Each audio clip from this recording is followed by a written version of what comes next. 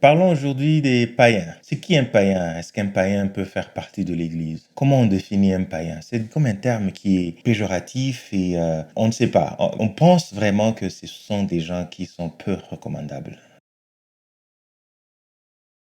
Dans la parole de Dieu, nous ne retrouvons pas nécessairement ce côté péjoratif. Non. Un païen, c'est juste quelqu'un qui est étranger. Étranger au peuple juif. On les appelle aussi des gentils. Le mot gentil dans le Nouveau Testament, c'est la même chose que païen dans l'Ancien Testament. C'est simplement des gens qui sont étrangers au peuple juif.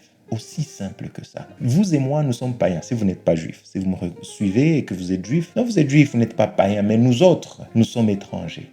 Étrangers à cette promesse qui était une promesse que Dieu avait faite pour le salut et qu'il allait s'élire un peuple qui allait lui appartenir. Mais il n'allait pas exclure tous les autres, non. Parce que pour faire partie des enfants de Dieu, il ne suffit pas d'être d'une certaine nature. Nous le voyons déjà dans sa parole. Lorsque nous lisons dans Ésaïe chapitre 49, le verset 6, il est dit « Il m'a dit, tu es à mon service pour relever les tribus d'Israël. » Nous voyons donc Israël, ça c'est le message du Sauveur qui vient relever les tribus d'Israël et pour ramener ceux qui sont restés en vie dans le peuple de Jacob. Toujours Israël. Le peuple de Jacob, c'est Israël. Mais voyons la suite. Mais ce n'est pas tout, et ça je l'ai souligné, ce n'est pas tout. Je vais faire de toi la lumière des autres peuples pour que mon salut arrive jusqu'au bout du monde. Voilà donc, pour que le salut arrive au bout du monde, il faut aussi que les autres peuples, toi qui es sauveur d'Israël, tu sois aussi le sauveur des autres. Et ce que vous voyez en rouge là, les autres peuples, c'est ça l'équivalent de païen. Donc, démystifions ce terme parce qu'il y a une grâce profonde d'être appelé enfant de Dieu, d'appartenir à Dieu sans avoir été juif. C'est que Dieu avait un plan pour toute l'humanité. Mais dans sa sagesse et dans sa volonté, il a voulu faire passer ce plan d'abord au travers d'un peuple avec lequel il nous a donné un exemple de comment il marche avec les hommes. Il a restreint sa relation au peuple juif au départ. Mais cela n'empêchait pas que les étrangers aussi pouvaient le connaître. Nous avons beaucoup de cas dans la Bible, dans l'Ancien Testament même, lorsque nous voyons l'histoire de Ruth la Moabite, Rahab qui habitait à Jéricho, qui était une prostituée, des gens qui n'avaient rien à voir avec le peuple juif, mais qui sont finalement rentrés dans le chemin de Dieu, avec qui on voit exactement que Dieu ne faisait exception de personne. Ceci donc constitue ce qu'on peut appeler un mystère.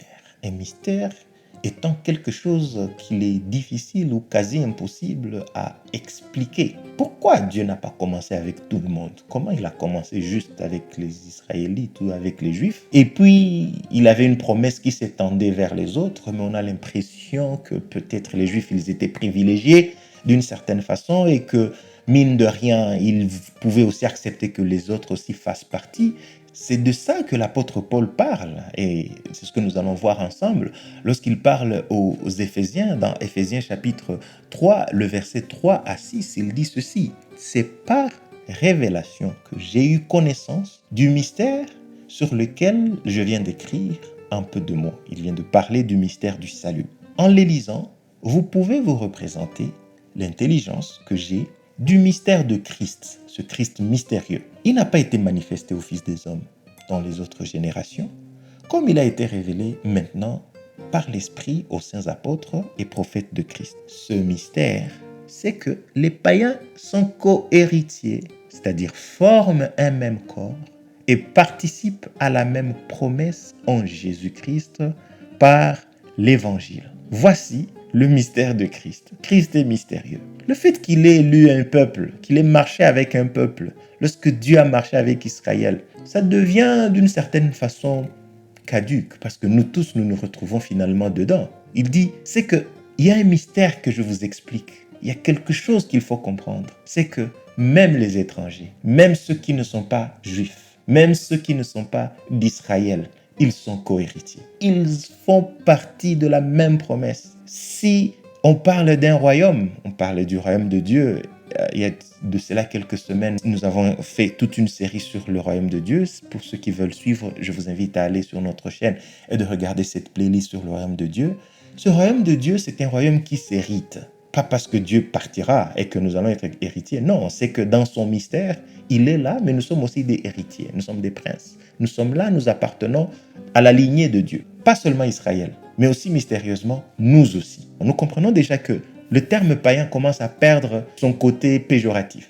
It's okay. On peut vous appeler païen, on peut m'appeler païen, je le suis. Je suis étranger aux Juifs. Mais Dieu a un plan pour moi. Alors, parlant de l'Église, parlant de cette bâtisse ou bien de cet édifice que Dieu est en train de se construire, parce que nous avons vu au début de cette série que Jésus-Christ dit « Je bâtirai mon Église » et les portes du séjour des morts ne pourront point prévaloir contre elle. Christ va vaincre, il va bâtir une Église qui n'est pas bâtie sur Israël, qui n'est pas bâtie sur les Juifs, mais à laquelle nous aussi les païens, nous sommes participants, à laquelle nous aussi les païens, nous aussi les étrangers, nous sommes héritiers. Et c'est très intéressant parce que ce qui fait de nous alors enfants de Dieu ou co-héritiers, c'est pas notre nature, c'est pas notre corps, c'est pas la couleur de notre peau, c'est pas le fait que nous sommes juifs ou pas. Ce qui fait de nous des enfants de Dieu, c'est que nous sommes sauvés par la foi. Christ, dans son mystère, dans sa promesse, il suffit de croire qu'il est mort pour nous, que nous lui appartenons,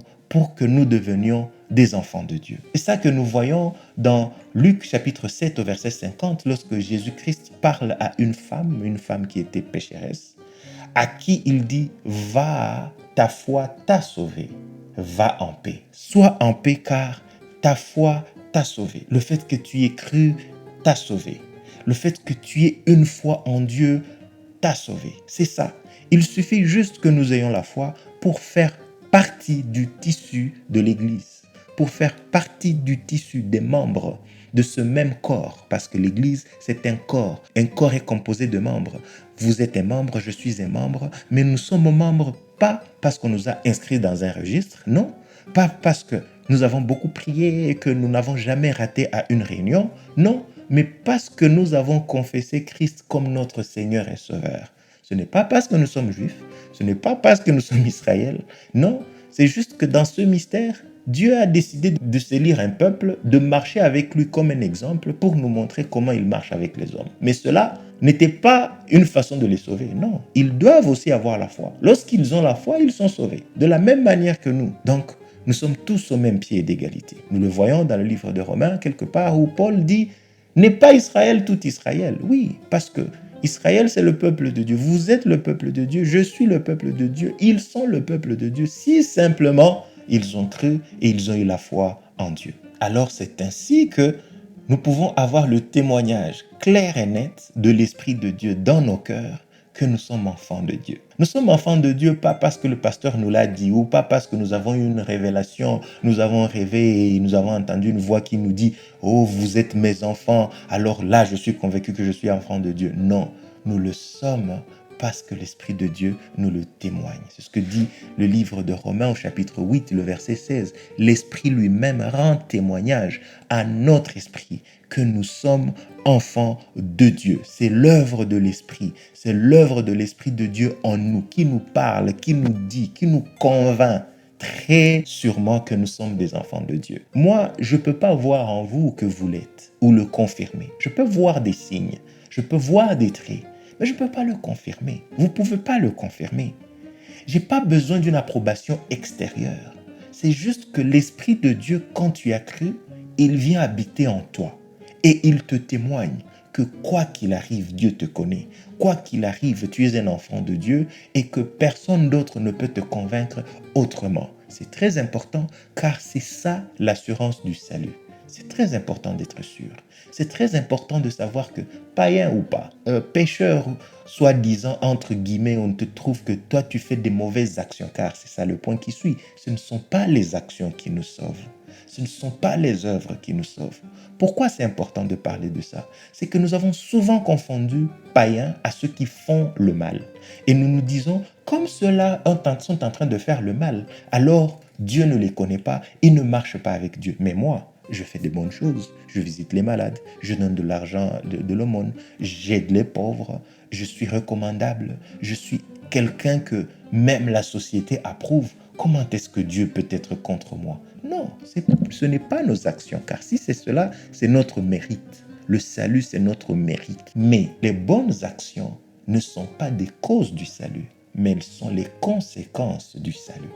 C'est parce que nous sommes sauvés que nous pouvons maintenant poser des bonnes actions, que nous faisons du bien aux autres. Et c'est ce que le livre de Jacques nous dit. Lorsque nous lisons dans Jacques chapitre 2, le verset 17 à 18, « Il en est ainsi de la foi. Si elle n'a pas les œuvres, elle est morte en elle-même. » Donc la foi commence et en elle-même, elle doit avoir les œuvres. Mais quelqu'un dira, « Toi, tu as la foi et moi, j'ai les œuvres. Montre-moi ta foi sans les œuvres et moi, je te montrerai la foi par mes œuvres. » C'est pas les œuvres qui viennent avant la foi. C'est pas parce que tu fais bien que tu n'es pas païen entre guillemets que tu as la foi. Non, l'ordre des choses est très important. Pour qu'on ne s'attribue pas nous-mêmes l'œuvre du salut. Sinon, ça serait nous qui faisons bien et nous sommes sauvés. Non, c'est nous qui avons la foi, nous sommes sauvés et nous faisons du bien. Alors, à la lumière de ce que nous venons de dire, il est difficile de savoir qui est enfant de Dieu, qui ne l'est pas, en le regardant simplement avec nos yeux. Parce que nous allons voir juste des actions. Et nous allons voir peut-être que quelqu'un est hypocrite, peut-être que je suis hypocrite en venant devant vous sur cette vidéo. Vous ne savez pas si c'est vraiment ça qui fait de moi enfant de Dieu, mais moi, c'est pas ce qui importe. C'est vous qui importez au-devant de Dieu. Vous devez vous regarder et savoir, est-ce que l'Esprit de Dieu me témoigne? Moi-même, je dois aller devant une glace et savoir, est-ce que l'Esprit de Dieu me témoigne que je suis enfant de Dieu? Car les actions, elles seront toujours là. Parfois, elles seront des actions qui proviennent de la foi. Parfois, elles seront des actions qui proviennent juste de l'hypocrisie. Mais ce serait des actions. Les gens verront que c'est du bien. C'est des choses bien qui ont été posées. Les gens ont visité les malades. Les gens ont été les gens qui étaient en danger. Mais est-ce que cela vient du fait qu'ils sont sauvés? Ça, nous ne le savons pas. C'est le cas si simplement c'est l'Esprit de Dieu qui nous le témoigne après avoir cru. C'est ainsi que ça sera jusqu'à la fin des temps, jusqu'à la moisson. Lorsque Dieu viendra séparer le blé de l'ivraie, lorsqu'il viendra séparer le bon du mauvais, ça sera ainsi. Ça ne sera pas le fait que nous sommes inscrits dans un registre, le fait que nous chantons bien à l'église ou bien que nous sommes tout le temps présents et que nous ne manquons jamais. Ce n'est pas ça qui fera de nous des enfants de Dieu ou bien des élus, les vrais membres de l'église. Ce qui fait de nous les membres de l'église, c'est que, païens ou pas, juifs ou pas, nous sommes dans la promesse de Christ et nous avons cru en lui. Et c'est ce que Jésus dit lorsqu'il dit dans Luc chapitre 10, le verset 20. Cependant, ne vous réjouissez pas de ce que les esprits vous sont soumis, mais réjouissez-vous de ce que vos noms sont écrits dans les cieux. C'est ça notre source de joie, que nos noms sont écrits dans les cieux. Pas que nous chassons les démons, pas que nous prions pour les gens, ils sont guéris, pas que nous avons beaucoup de followers en ligne et que les gens nous trouvent comme étant des serviteurs de Dieu ou des enfants de Dieu chevronnés. Non, ce n'est pas ça qui doit nous réjouir. Nous devons nous assurer que Christ nous connaît, que nous lui appartenons. Et ça, c'est l'Esprit de Dieu qui nous le dit parce que nous avons cru en Dieu, nous avons cru en Christ, nous lui appartenons et il est notre Dieu, nous sommes son peuple. Alors, j'ai intitulé cette vidéo « L'Église des païens » parce que nous sommes dans la série sur l'Église pour dire que ce que Christ bâtit, les Juifs font partie, mais ceux qui sont étrangers aux Juifs, que nous sommes aussi, païens que nous sommes, nous faisons aussi partie de ce plan. Et c'est très important de voir que Dieu fait grâce à tout le monde à pied d'égalité. S'il décide de prendre le peuple juif pour nous enseigner certaines choses, c'est sa souveraineté.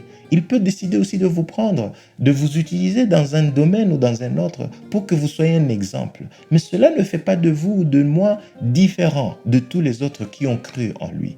Nous lui appartenons, nous sommes le troupeau de son pâturage. Merci beaucoup d'avoir suivi, d'avoir été avec moi dans cette vidéo, de comprendre que nous sommes des enfants de Dieu, c'est le plus important, et que le terme païen ne veut pas dire ceux qui font le mal, car nous tous, ça nous arrive de faire le mal, mais le plus important, c'est que nous ayons cru en Christ, que nous ne nous appartenons plus, que nous sommes rentrés dans la promesse, que nous sommes ses enfants, que l'Esprit de Dieu nous témoigne que nous sommes enfants de Dieu, ce qui par conséquent fera que nous faisions des bonnes œuvres et que lorsqu'il viendra, il pourra nous séparer, nous mettre du côté des bons et non pas du côté du mauvais, du côté du blé et non pas du côté de l'ivraie.